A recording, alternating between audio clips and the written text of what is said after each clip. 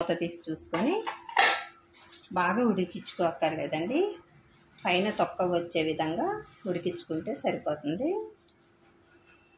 పర్ఫెక్ట్గా ఉడికిపోయిందండి. స్టవ్ బంద్ చేసుకొని పై తొక్క అంతా తీసేసుకోవాలి. ఈ విధంగా కట్ చేసేసుకోవాలి.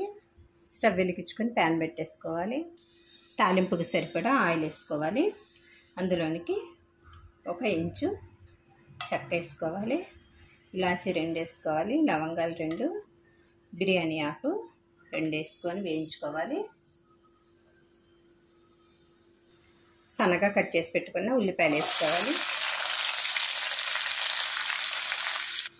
కట్ చేసి పెట్టుకున్న పచ్చిమిర్చి వేసేసుకోవాలి. కొద్దిగా కరివేపాకు వేసుకొని వేయించుకోవాలి. ఒక 2 వెల్లుల్లిపాయలు